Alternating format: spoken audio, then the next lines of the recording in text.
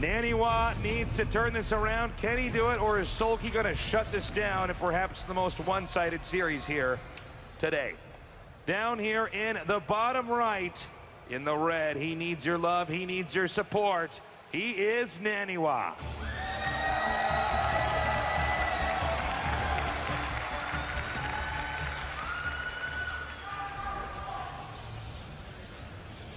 And over here in the upper left, we have the #1 ranked Zerg, the #1 ranked player in the entire world.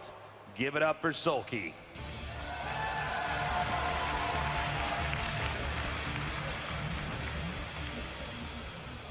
By the way, we just got an update here. Deer is currently beating Teja 2-0? 2-0. 2-0. 2-0 so far. So, well, if there's anyone in this tournament that can beat Soulkey, Tasteless, it is Deer. Wow. That's going to be, if things go the way that they're looking right now, we're going to have a pretty cool match next. So, let's talk about this map. It is, we kind of brushed on this earlier, but for the noobs out there, you can see that there's an expansion. Let's take the bottom, for instance. Over here at the bottom, right here, that's the natural. Then you go to the bottom left. Here's the third base. Now, these bases are easy to acquire, but if you go up to the left a little bit, there's the fourth. Now, that's closer to the opposing player, and same with the other expansion on the other side of the map over here. Now, why does that matter? Because Zergs always want to be ahead of expansions against Protoss, which means after Zerg has the third base and the Protoss has his third base, when Zerg is forced to take his fourth, it's a very easy point of attack for the Protoss. So it's pretty typical to see players draw the game out until that phase, and then either try to, usually try to keep the Zerg just stuck on 3 base versus 3 base, which puts them in an econ deficit,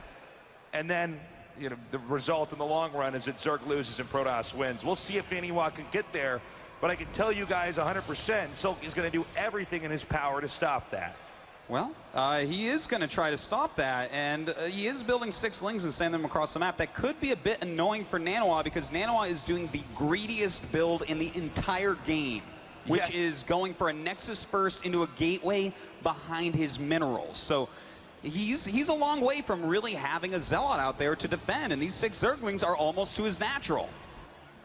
Yeah, you make an excellent point, Artosis. This may be another moment where rock beats scissor. The Lings are now coming up here, and they're going to be going after the probes. Naniwa needs to keep as many probes as possible alive here. Oh, and so far so good. Kills 1 off, kills a 2nd off. Already really some effective Zerglings. The Lings now backing out. The Zealot is going to go ahead and chase him down here, and also it looks like he's not going to be able to really mine from this second base for as long as those Lings are there. You know, these Lings are going to continue to mic around. Look at that, chasing away the probes, costing Naniwa a lot of mining time, forcing Naniwa to make a 2nd Zealot, which he probably did not want to make, and now going back up after the probes. So the Lings just continuing not to do so much damage as in getting kills, but to make mining at the second base not a viable option, which in another way hurts Naniwa. He has done some economic damage. In fact, made a couple more Lings to chase away the probe on the map, and that's going to leave Naniwa a little bit blind. Again, chasing that probe away. Yeah, he is just keeping him in the dark right now. Soulkey is once again taking control of this game. But it should be noted that Naniwa did not take the same kind of damage he took in the early game of game #1. No, certainly not. Do not be confused by that, because game #1, Naniwa was hit really hard. Now we have Naniwa actually pushing out, but it looks like a potential counterattack here by the Lings of Soulkey to try to keep Naniwa from taking any more control of the map. This is some really nice play here from Soulkey. He's forcing some of the units to come back. For instance, these couple of Stalkers that aren't going across the map, because Naniwa has a lot of units right now that he had to make to defend. So this buys Soulkey a little bit more time to drone up so that he doesn't have to make so many Zerglings so early. Now he is going to take this Overlord out here, but one of the characteristics of Soulkey is that he's always way ahead in Overlord production. Yes. You rarely see Soulkey actually supply blocked by a killed Overlord. That is for certain, Tasteless. But he is going to lose yet another Overlord over on the side of the map. In the meantime, Naniwa's doing a great job patrolling around and seeing what sort of damage he can get done. This is actually stunning play here from Naniwa to reclaim this much of the game, considering how this started out. The gateway wall-in is now there. So we have the robotics bay and the 3 gateways warping in now. He may try to do a little bit more damage over here in the upper right. You know, at least he's forced a good amount of Zerglings. These could have been drones if he didn't force his way out onto the map, but it looks like he's not really going to get that much damage done. No, and it looks like the Queen's now going to hit that mothership core. Can he get that away? Oh, he does not want to lose that. Barely gets that away. Ooh. And now the Stalkers will have to retreat. Nice save. I actually thought he was going to lose that for a second. Oh, if you lose that mothership core in a situation like that, you're going to be kicking yourself for the rest of the game. Luckily, he does get it away, and he's making some Immortals at home on 2 bases. Okay. I think we're going to see an Immortal all in Tasteless. I believe you are absolutely correct, Dartosis. And with a few more gateways here, I think we can pretty much confirm that. So this game is similar to game number 2, but it is being executed in a different fashion. The idea is there. This is a 2-base timing that's meant to do damage so that Soulkey doesn't get to go into the late game.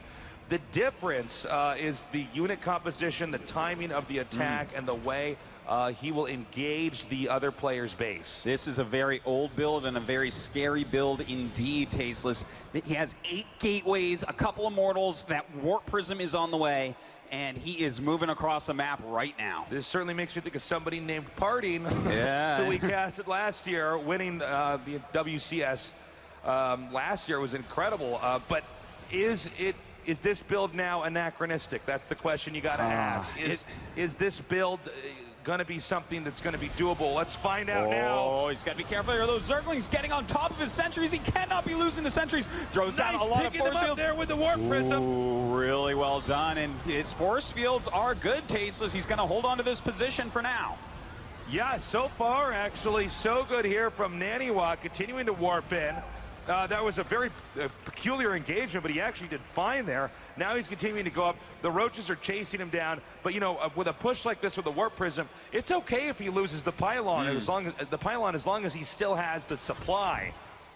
Well, he's got that Warp Prism, so he will warp in some more units. The thing is, he doesn't have too many force fields. He needs to get in there before those spine crawlers finish. He's pushing forward. The Zergling's trying to slow him down. He does throw down force fields. In the meantime, Roaches coming up from behind. The spine crawlers do, in fact, finish. The Zergling's coming up. 2 of the sentries are caught. The force fields actually trapping the Protoss' units instead of the Zergs there. Now Naniwa hitting the rest of these Roaches. And it looks like he's going to look for another point of entry here. And that will be in between the second base and the third base. We don't know which way from the second base to the third base he'll go. He'll have to read that when he gets there. Spine crawlers now being moved up and relocated. Force fields thrown down. Those Zerglings dealing a lot of damage, getting right on top of this army. Not a lot of force fields left, keeping Roaches back. And in fact, most of his sentries are still alive, so this push is not quite over yet. The spine crawlers are in position, so he wants to relocate again, but he's having a hard time in that position. Those force fields are so good, wiping out those Roaches. More sentries and zealots now warped in over here at the upper right, but the spine crawlers getting into position now. Oh my God, those force fields once again, so good. Tasteless, he's targeting down these spine crawlers. The Zerglings do come around, but then they're going to retreat, waiting for Roaches to come as well. Isolated the spine crawlers from the army, taking him out. He might be able to kill Soulkey here. He is just warping in so many unit states. He's doing such a great job. Another great force field goes down. These 2 Immortals so valuable, and it looks like Naniwa is starting to break through. He's gonna potentially win this. It's all gonna come down to control. Not many force fields left.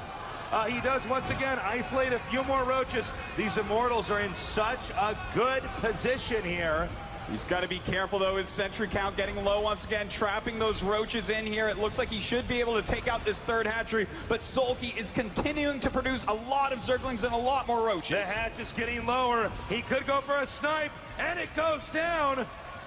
All right, it looks like Naniwa going to back up for now. The Queen's coming in, helping to deal some additional damage. Soulkey has to be really careful. If he loses another chunk of Roaches, this game could just go to Naniwa in a matter of seconds. We may be beginning to see Naniwa's comeback here. Now he fights him back down here, but remember what I said earlier on about Zergs on bases. They always want to be up one additional base to their opponent. A Zerg on 2 base against a Protoss on 2 base. You got to say Protoss is going to be in the advantage there. Well, right now, Soulkey's doing kind of a good job here. He's got a lot of units. It's a very scary area, but Nano has decided that he can fight it. Up comes this Roach Concave, but the force fields go down, and Nano is doing a great job. He's continuing to push him back here, now in complete control of the map. Soulkey tried to cut him off on the exit there so he could then retake the third again. And at least then he'd be back to square one, but now Naniwa can start scanning the map. And look, this is already forcing Soulkey to get into a defensive position again. This is already forcing Soulkey to not think about a third base whatsoever. Naniwa is on the comeback trail, Tasos. Look at this. He's pushing up once again. His supply is superior. Soulkey trying to hold on this ramp, but there are so many sentries and both Immortals left alive. The force fields go down, and it looks like Soulkey going to lose even more. GG!